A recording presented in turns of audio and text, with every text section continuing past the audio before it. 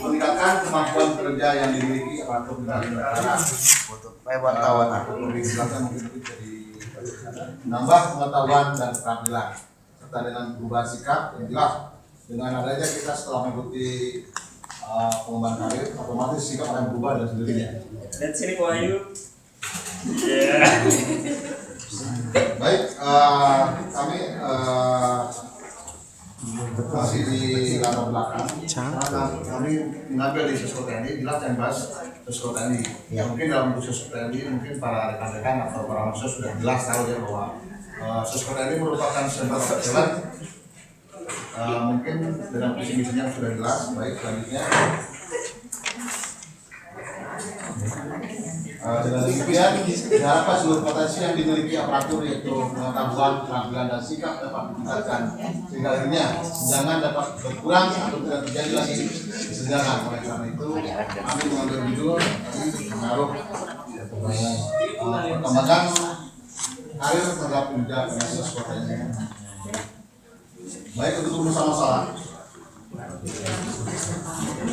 Bagaimana pengertian dan tujuan dari pengembangan aparatur itu sendiri? Yang kedua, bagaimana besar pengembangan aparatur dan bagaimana pelatihan pengembangan yang benar untuk aparatur?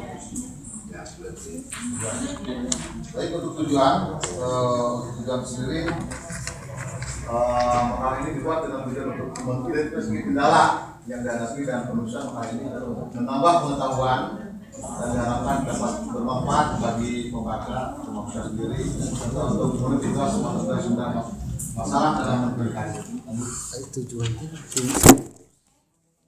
Untuk selanjutnya kami akan mengambil landasan teori. Kami sengaja mengambil dari pengembangan yang A, yang lebihnya pengertian pengembangan, yang kemudiannya pengertian karir. Baik, kami bahas sedikit untuk yang A. Pengembangan adalah suatu usaha untuk meningkatkan kemampuan teknis, teoritis, konseptual dan moral karyawan sesuai dengan kebutuhan pekerjaan jabatan pendidikan dan latihan. Ujung rekam.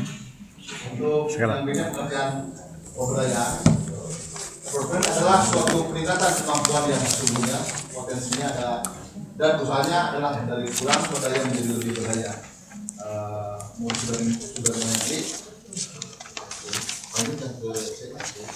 Untuk pengertian karir, kami mungkin akan mengambil dari